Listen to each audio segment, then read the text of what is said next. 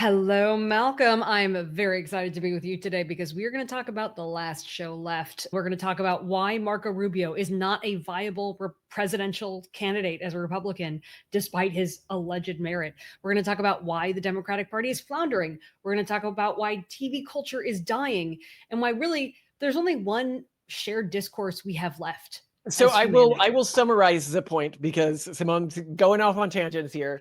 Essentially, what we're going to be talking about is how, as the media industry died out and as the idea of cultural touchstone shows died out, like your Game of Thrones or your these, just we do not see these anymore. There isn't an equivalent running right now that everyone is broadly aware of, except for maybe South Park, right? But even Not even the that. fact that South Park is one of these shows or the last one left sort of reinforces this point, which is what has come as sort of the pan-cultural zeitgeist to replace all of that, and that is the drama around US politics and the presidential administration. Well, and world events, tech, health. It's basically that. It's world news, which includes and is very heavy on U.S. politics because that affects the world, plus health and tech. So basically anything that profoundly affects everyone.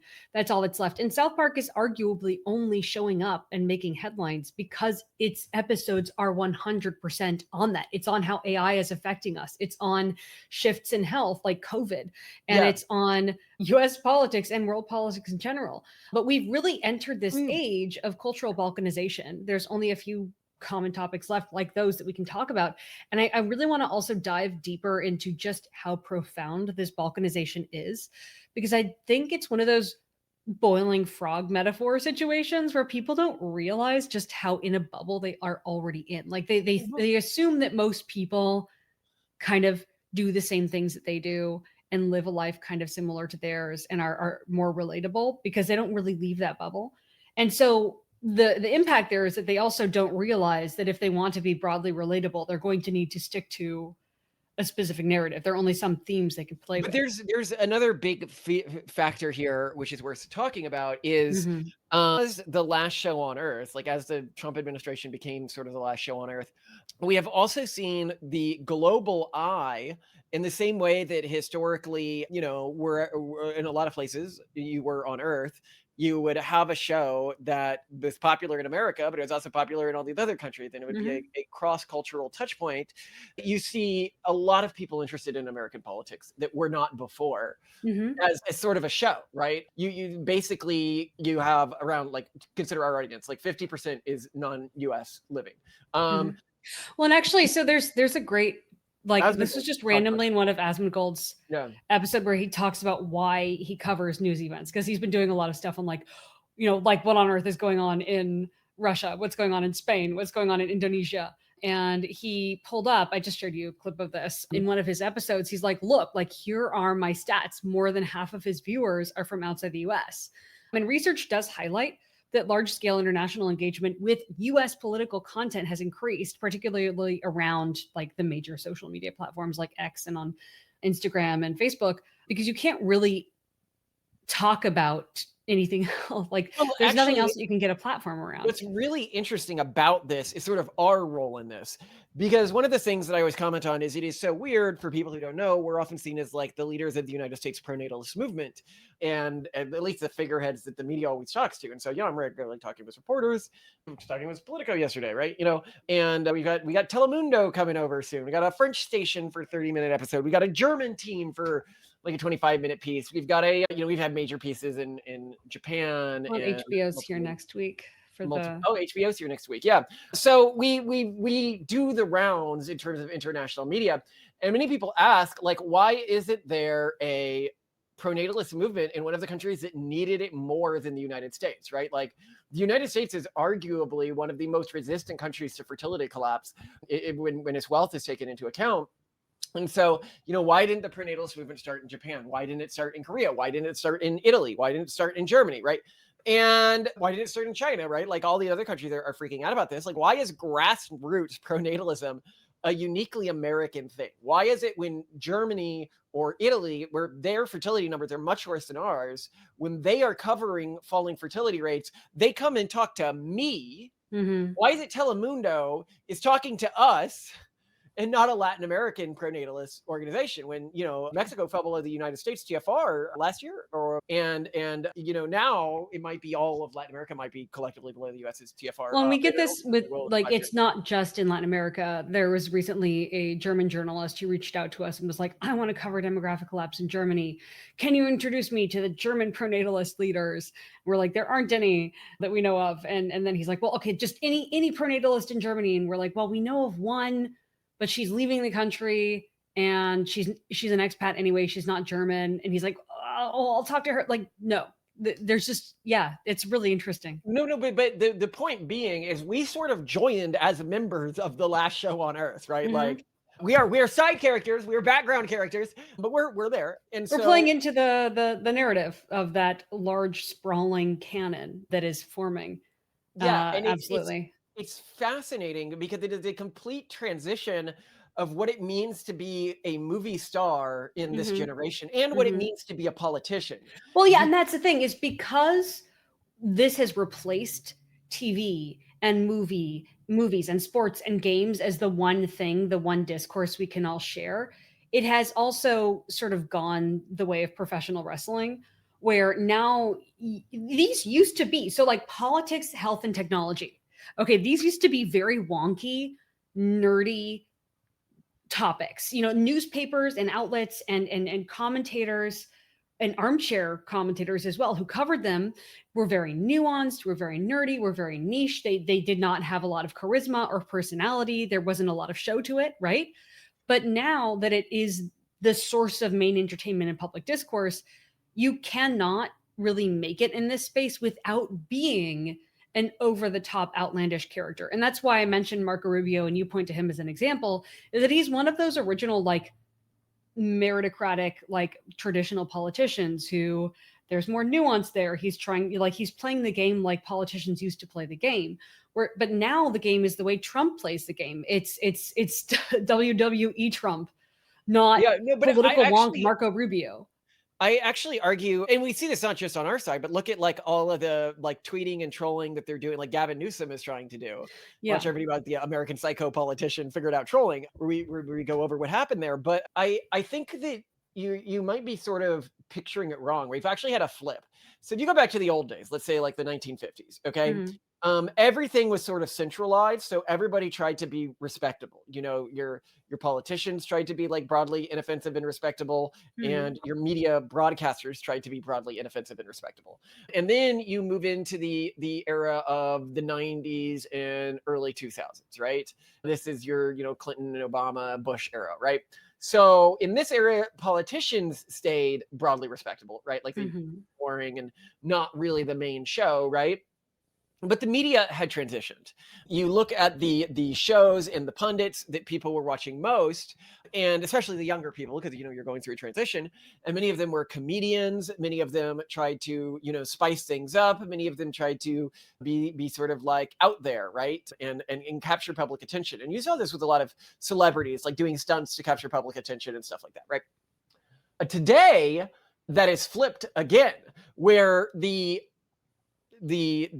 politicians have to take on the WWE style of what the media used to be doing, Mhm. right? Mhm. The media that people are watching, ironically, in terms of like information media, like where people get their news, I would say is ironically more nuanced and more sort of level-headed and intellectual than media was in the 80s and 90s. Yeah, actually, what's really interesting is, at least in the United States, media was sort of always known to be polarized. Like, if you were a Republican, you would tune into Fox News. If you were a Democrat, you would tune into, I don't know, like ABC or CNN or whatever, right? And you would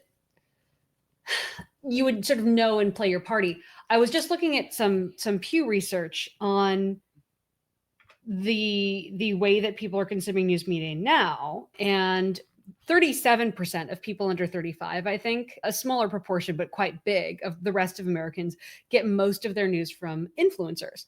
Now, most news influencers on social media, primarily on X, Facebook, and Instagram, are, well, it's almost like half and half. It's like 45% have no political affiliation at all. Of those that do Ooh. have political affiliation, it leans slightly to the right. So there are more, when they do express their affiliation, they're more likely to express a conservative affiliation than a liberal affiliation. I can send the graphs to you after this. No, but what I want to know is what media influencer that's a big name doesn't have a political team? I think that Asmongold is probably seen as one of those that doesn't No, have. okay, well then it's inaccurate. Asmongold is obviously on the right. Right. Yes, I hear you, but I mean I don't think that's how Pew's doing it. They didn't name names from what I So skimmed. then they just did it wrong. Almost everyone who is in this space is partisan, but I don't hear they're nuanced partisan if they do well. What? So if Asmongold loves Bernie Sanders, doesn't he? he did ages ago, Well, but I'm just saying, like, he's nuanced. He's not like not at all, Simone. Most of the White House main staffers now liked Bernie Sanders back when Asmongold did. That's true. Like, I don't know what you like. Okay, so if you look, okay, at our show, right? Like fairly nuanced intellectual coverage with a stated partisan bias. But you can look at the big figures like Asmongold or something like that, right? Like he is spicy, but he is going deep and intellectual. Kersha, the canceled Foxu girl, right? Like clearly intellectual in the way that she covers things. You can look at Sargon of Akkad, like clearly intellectual in the way he covers things. Carl Benjamin. You can look at on the left, right? Destiny might be a partisan, but he is way more in depth and intellectual than any of the mainstream hosts that were on television. Oh, no, yeah, no. I mean, if you look at any mainstream news channel, at least in terms of US outlets, it is there's no nuance. I mean, another really important trend that I think is important to highlight here too is that news used to be a highly local thing. And now it is not. You really, all you have left, even when it comes to like journalism that is supposed to inform people of local events, no, it is all world news. It's not just that like people from Romania are tuning into Asmongold's channel and listening to our podcast. It is that the number of local journalists in the United States has dropped about 75% since 2002. And already then there were like almost none. Over 3,300 newspapers. So more than 1/3 have closed since 2005. So basically more than half of US counties have little or no local news coverage. All you have really is like the Nextdoor app, which is this sort of neighborhood-based app where you have to upload an electricity bill to prove that you're a resident, and then people just kind of use that to chat about local things. But yeah, so really, again, like even when it comes to the things that journalism still used to do, like they weren't known for deep, nuanced, wonky takes about world news. They were more about like, here's what you need to know locally. Here's the stuff happening on the world stage that is relevant to you as a citizen so you can vote responsibly. That was kind of this noble concept of journalism, and that all fell apart. And now it is WWE journalism, and now it's WWE politicians. But would you like to? I found some really interesting information on just how balkanized culture is now. Well, I want to do a fun tangent here. One of the fun things that we learned a while ago, and I should go back and see if this is still true. If you're looking on some site of like Romanian podcast rankings, and we were like the 7th highest ranked podcast in Romania. Yeah, I think that's changed since, but I was shocked to see. Yeah, I'm sure it's changed since then, but I was shocked to see that as well. I was like, what the is wrong with you, you Romanian bastards? What are you watching me for?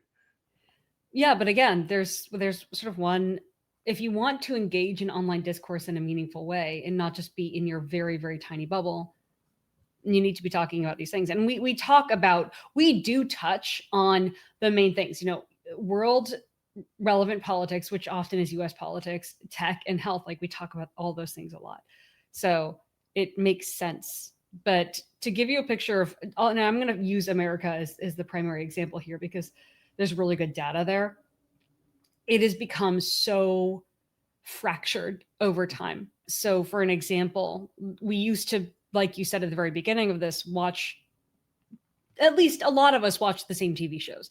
So household viewership for TV shows, it peaked in the 1950s and 60s with shows like I Love Lucy. Like I think there used to be some stat of like at any given time in the world, like, I Love Lucy's playing on this many TVs, and it was just humbling and terrifying at the same time. Also though, like another top show was called Texaco Star Theater, which I've never heard of before, so whatever. But 50 to 60% of American households watched those shows. So you had more than a coins flip odds chance of being able to make an inside joke about one of those shows And the I had no random idea it was stranger. that many people watch the same shows. Yeah, yeah. 50%.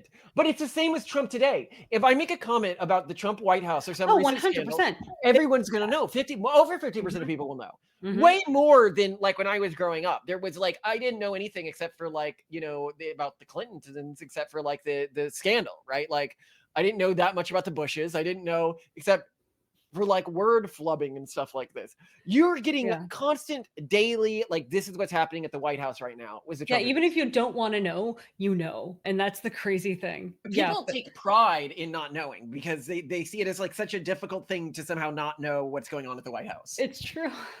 But They yeah, well, it's not just TV though. It's also books. I mean, as you did a whole episode on like no one reads anymore.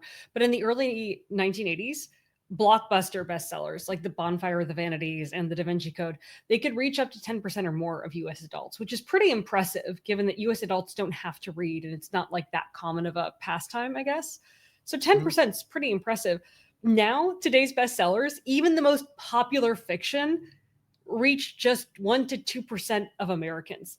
And fewer Americans are even reading a book. So only 48.5% of US adults read any book for pleasure as of 2022. And that's down from 52% in 2017. Wow. And yet, despite this, right? In like around these days, so like for the past 5 years or so, about 4 million new book titles are published each year. And in 2003, about 300,000 new titles were published. So 3,000 new titles to now 4 million. So there's like a billion more books. And like for any weird niche thing you're into, you can read your book. And yet, it's very hard. Nobody's reading anymore. No, Yeah. I, And I I, thought, I well, don't. it's like video games, right? People must be playing the same video games. And I guess this is me, like a non video game person. And in the 80s and 90s, the blockbuster video games like Super Mario Bros. And Tetris were played by 30 to 50% of all gamers. So it's very similar to like TV shows in the 50s and 60s, right? They all had this like shared experience.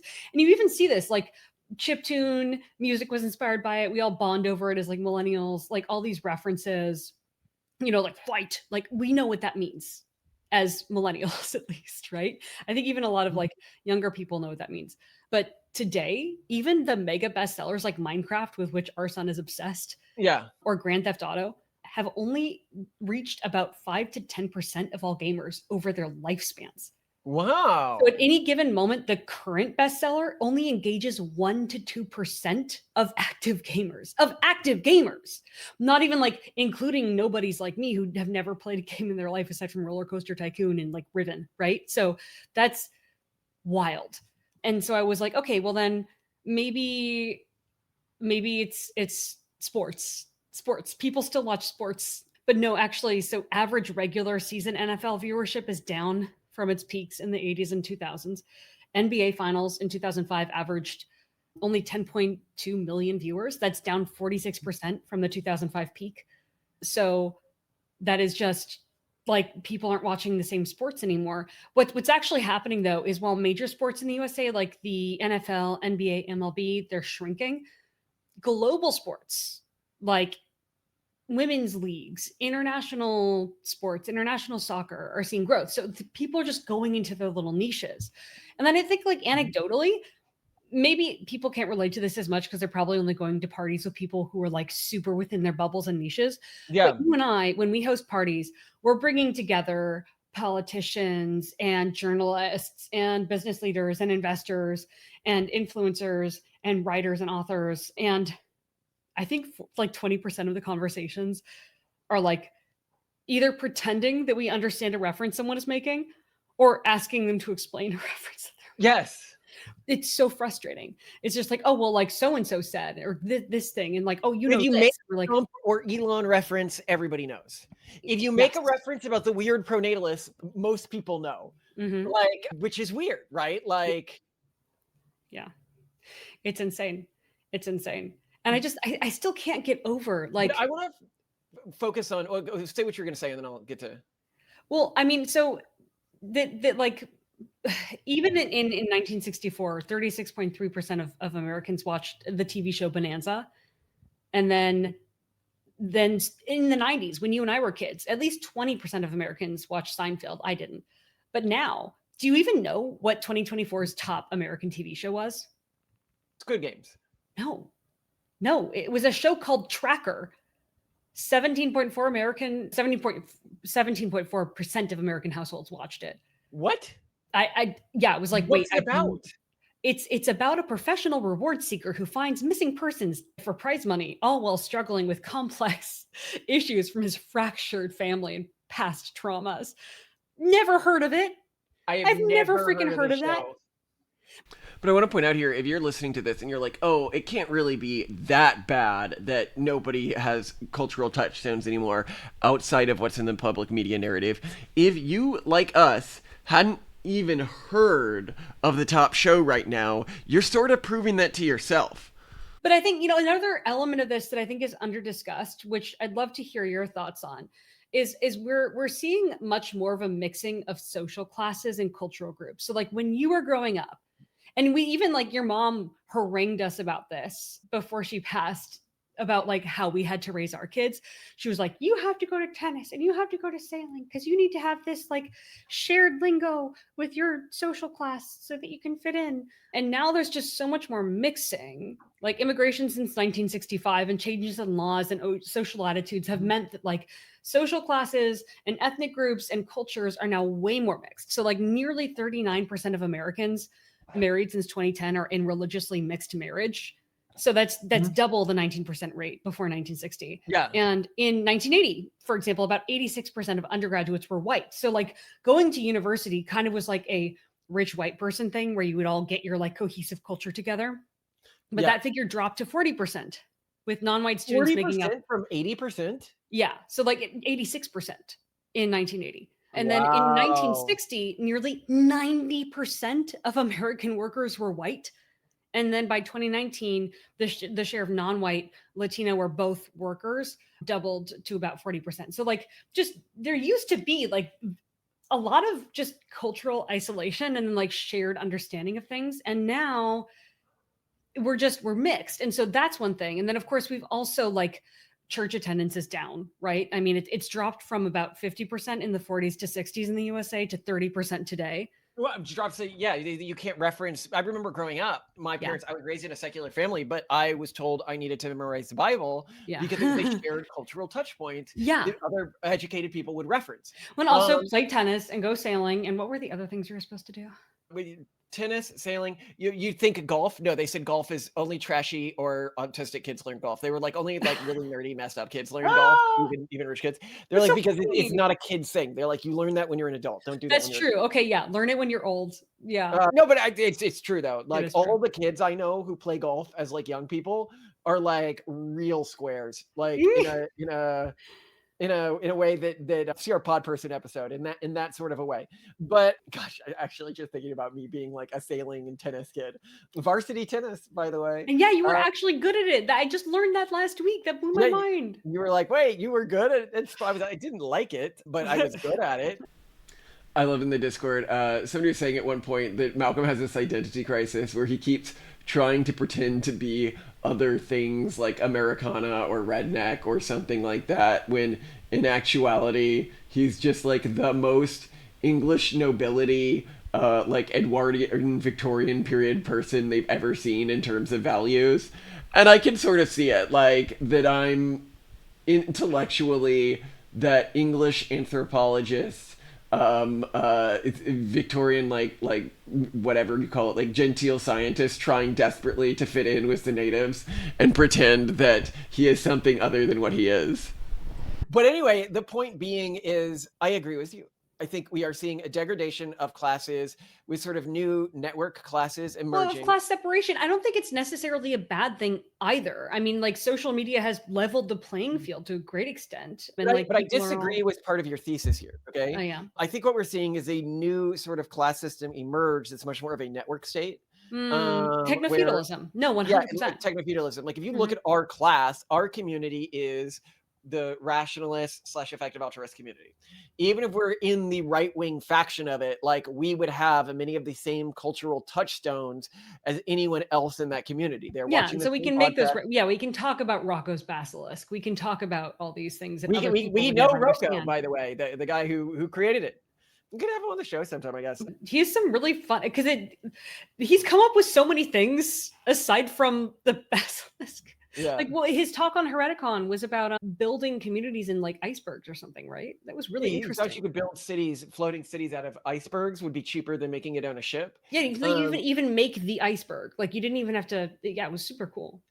Yeah, yeah, that was the cheapest way to get a big floating mass on the Yeah, ocean, and yeah, the mass checks out. It's cool. I like. But anyway, It. anyway, so we're talking about Rocco. Oh yes, but you have this shared cultural idea, Niche. and that Yeah. there's many other shared communities out there where they sort of all like we're also adjacent to like the manosphere community. Like I know Hmm. anything that's going on in the manosphere community, largely anything they would know. Yeah, we can make a lot of references to them. Yeah, The like based gaming community we're yeah, adjacent to. But there's yeah. other communities out there that like if you're talking about like the progressive gamer community, like that's a Oh yeah. whole other thing that like doesn't Oh, can I engage. can I give you a picture of this? Because I just think this is so fun. Okay, Like sure. let's do some niche literacy tests on you. No. Um, Before we do niche literacy tests, I okay. wanted to go into another point, which I think Okay. is really important, is what you need to win within this existing ecosystem Mm, is very different than what you needed before. And this is what we sort of started with, but I yes. want to highlight it. Yes. I was talking with a reporter at Politico about the various potential candidates for president in the next cycle. Hmm. If it wasn't going to be JD Vance, who are the real contenders on the right? And she Right. suggested RFK, and I was like, RFK is an awesome candidate. Yeah. I loved his hilarious bear story. If you really guys, if you haven't Very seen the bear viable. story, he saw a roadkill bear and decided he was going to eat it. Which, first of all, I'm like, You great. just no, you have to watch the recording of him. It's too Yeah, good. Just watch it. it puts it in a bike lane in New York, and the news started covering it, saying that somebody had crashed into a bear, and it's fucking hilarious. Anyway, I love it. I was like, what a base guy, and he's clearly not afraid to challenge the system. And like, I don't think he's right about everything. I think his skepticism might be a little too tuned up, but I think that he is willing to challenge things that a lot of people haven't been willing to challenge for a long time, Hmm. and that makes me like him as a person. He's got the charisma for television, right? JD Vance definitely does. He's got that great origin story. He's willing to, go to Europe and then meet with the AFD, like the banned political party instead of the mainstream party, then give some big He's speech about how they're all a amenable. bunch of fascists and we shouldn't even be allies with Europe anymore. And everybody loves, it's like he's doing something fun. And Hmm. then they're like, who else? I was like, Joe Rogan would be a great presidential candidate on the Yeah, but right. get to your point, right? So obviously characters are viable. Who's Right, not? but I'm showing you what is viable. What isn't viable is Rubio. And she's like, "What about Rubio?" And I'm like, "Rubio would make a great Democratic politician because they haven't figured out how to be interesting yet." No, he wouldn't because yeah, what they need is interesting politicians. This is why Gavin Newsom, if he just leans into his villain era, he's good. He's golden. There is an idea of a Patrick Bateman, some kind of abstraction, but there is no real me, only an entity, something illusory. And though I can hide my cold gaze, and you can shake my hand and feel flesh gripping yours, and maybe you can even sense our lifestyles are probably comparable, I simply am not there. AOC, she's close. She's adjacent. She's characterable, right? It just like you need strong characters. You Well, can't be. Fetterman would be really good. Would be great. Yeah. Oh no. Total. Well, I was total watching killer. a really interesting take recently when they were talking about the Democrats are recently hit their highest level of unfavorability, I think, like almost ever, at least in a very long time. Mm. And the party is just sort of unwilling to see how bad they are. And a lot of people think, oh, this means we need to go extreme or we need to go moderate.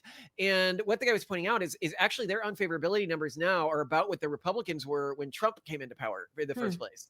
When Dibs have gone through this before, and he was talking about when Clinton came into power, Bill Clinton. And he pointed out that when you have these changes in who's running and who's winning, it is because the new person doesn't come out there and just take a more moderate or a more extreme position. Typically what they do is, and Bill Clinton did this and Trump did this, is they'll take a number of positions that are more extreme and they'll take a number of positions that are moderate or literally on the opposite side. So you'll look at somebody like Trump, and Trump comes out there, and everyone back then on the right was like, well, we can't be as far on immigration as we have been historically. Trump goes way to the right of them on immigration, and then goes way to the left of them on gay rights, and then goes way to the left of them on Social Security and Medicaid, and then takes this new sort of nationalist rightist stance. It's not like a war hawk rightist stance. And Bill Clinton was doing the same thing when he came into power, right? Like he was way to the right, or even right leaning on a lot of issues, and then way to the left on other issues. And freaked out Dems. Dems were terrified by Clinton in the early days. And then the party sort of coalesced around him, as is happening with Trump right now. But they need somebody who's going to come out there and do those things while having a personality, which is why Fetterman would be so strong for it if the Democratic machine wouldn't do everything in their power to prevent him from coming in.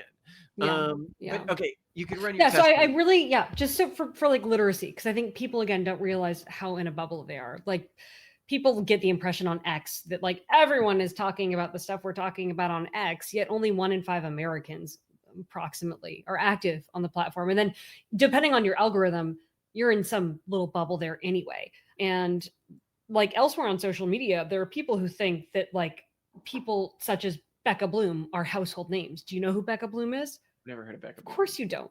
And that's the thing, is like they don't realize this.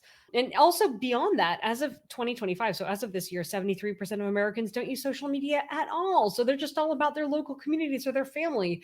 And that's why you have to understand this. But I can show like top accounts on Patreon as an example of just all these communities that like, these are people who are paying on a monthly basis to get access to a community. It's really important to them, and you've probably never heard of it.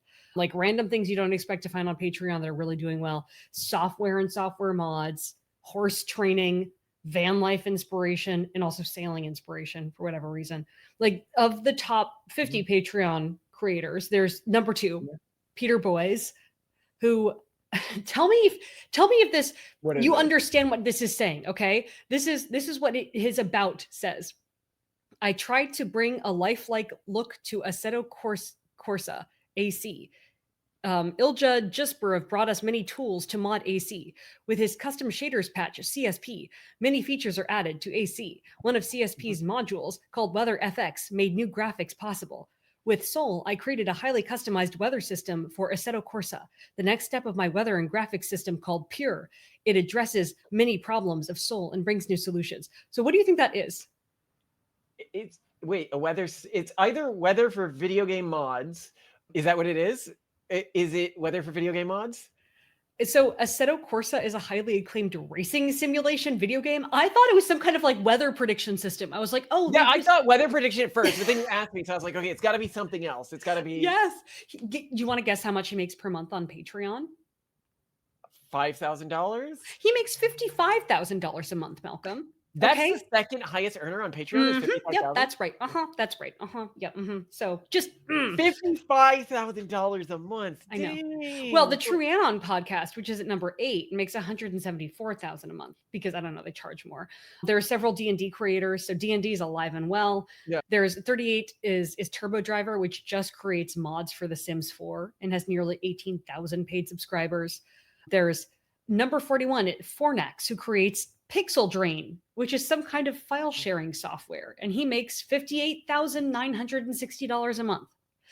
These are people, again, like people are building their lives around this. They're paying monthly subscriptions that are non-trivial in cost to these people for the software mods and to access to the community. This is just the crazy thing. Also, I don't think people realize we now have, it used to be that like throughout London, in a London neighborhood, you'd walk a couple blocks and you'd hear a new accent. Like the idea of being Hackney meant that you were born within earshot of a specific church bell, and you would have they had their own accent. Like it was a thing. Now there are major social media accents. There's the female influencer accent. It's also called TikTok voice or influencer accent. Oh yeah, There's I heard this. Well, male gamer accent. There's tradwife accent. There's male news commentator or podcaster accent. Then there's Gen Z non-binary, like androgynous accent. That's I've heard the accent that always gets me is the EA community accent, which is like our wider like EA nationals accent. Yes. And the thing that defines it, because you see this whenever these are talking, it blinds me like when I hear it because I find it so annoying. Which is they couch everything they're saying. They are like so afraid to make a claim where they'll say something like I feel, or like I feel like X, or like, you know, this has been observed, or whatever, right? You know, like they don't Well, it's more word choice. It's more their like diction and syntax and like lilt and accent, but it is totally a distinct thing. Yeah, you can listen to someone and know, depending on how informed you are, what community they're part of. Like, oh, she's trying to be a TikTok influencer. Oh, he's a gamer. Like, oh no, he's more of a news guy. What are we? Come on, people gotta tell us what Yeah, I don't know what we sound like. What do we sound like, people? Also, slang. I'm going to test your slang, and listeners follow along and see if you can guess. Down I am with the crew. Okay, do you know what a light stick is and how it's used? Light stick. I assume a light stick is used for like filming like selfies or something. No, you loser. It's a part of the K-pop community. It is a fan light that is unique to each group. So you can buy your light stick for like your chosen K-pop group that has like their logo and colors or whatever. You wave it at concerts. So, I've seen this on my shows. I'm in Japanese shows. But you don't know the word. So, okay, try this one. Do you know what it means to be tatty blasted? Tatty blasted? You picked some good words here. Yeah. What does it mean to be tatty blasted? It means that you are covered in tattoos, because there is a very thriving and very vibrant tattoo community. Speaking of the K-pop communities, I had an anecdote about that. So when I was getting my Stanford MBA, the guy who was running Netflix at the time came over and gave a speech. And one of the things he mentioned in his speech was like his secretary or something was like, I don't understand why you don't buy more like K-dramas, because they're all of the first page results on Netflix. And he goes, that's just your account because you watch them all the time. That's really funny. But the shows, you know, how you can forget, be like, oh, yeah. I see this stuff all the time. No, that's why I just want to like hammer this home, that like these are very, very large communities that I'm talking about here. Like K-pop, the K-pop world is huge, and we also need to watch K-pop Demon Hunters. And it is, we like don't realize, but like as big as those worlds are, and as much as you can live your entire life within them, you need to understand that if you want mainstream influence and relatability, you cannot use that lingo. You cannot use that accent. You have to play into the last show left. But I have a couple more words for you, and then we're going to stop. But do you know what it means to be mogged by someone? Mobbed? Mogged. M-O-G-G-E-D. No, I don't know mogging. How am I supposed to know these words? I'm not hip. I'm not with it. Because I thought you knew all about your subculture. This is from the looks maxing subculture.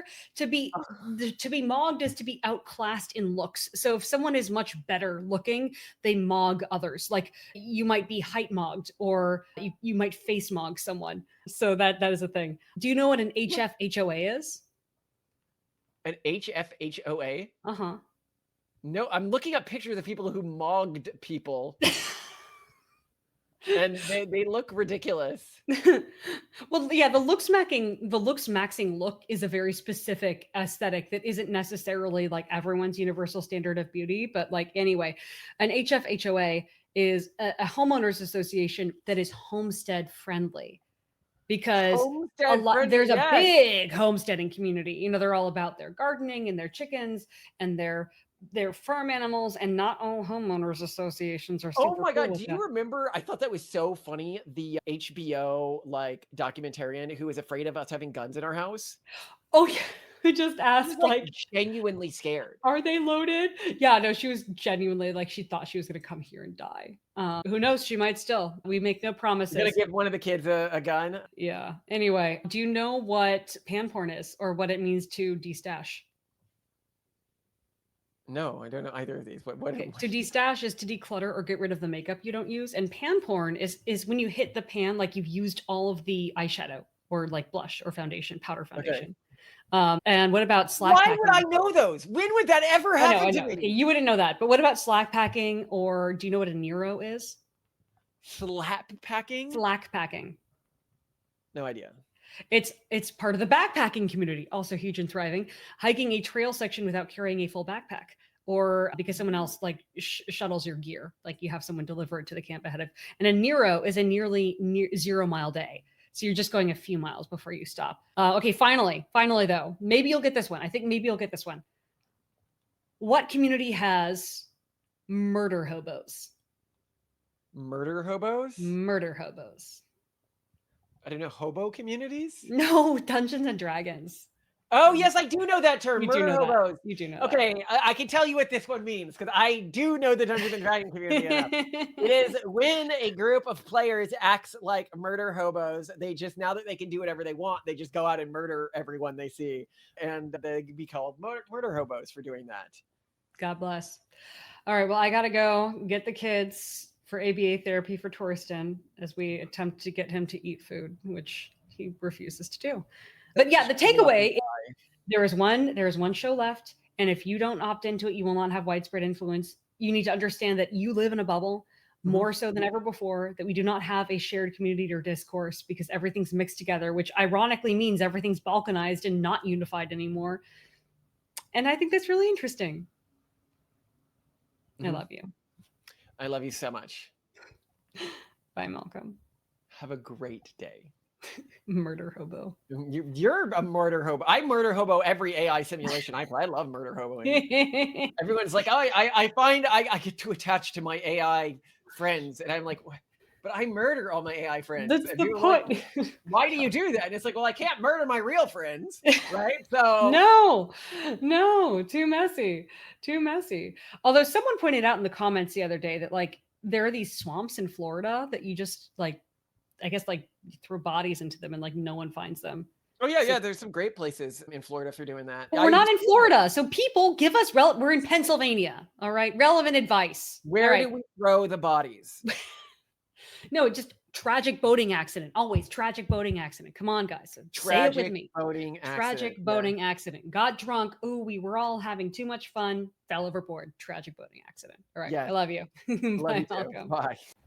Are we gonna switch sides because you're gonna lead this one? No. Too dangerous. The world order has to remain intact. Don't do that. That would be terrible. But Sorry, let's just I don't mean to abuse you like that.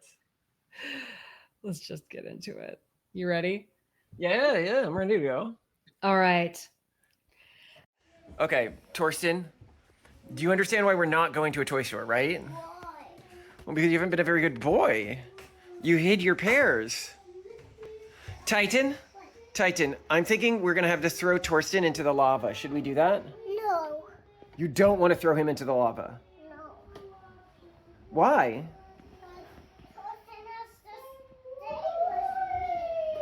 Oh, you like Torsten? Yeah. And you want to have, you like Tex? You want Tex to come back healthy? Whoa! I don't get the car bracket thing. I don't get the thing that has the rug and all the tiny cars, car rug thing and the tiny cars. Please. Yeah, I can. Finger, now go get it. I said go get it. Octavian, is that a very polite way to ask?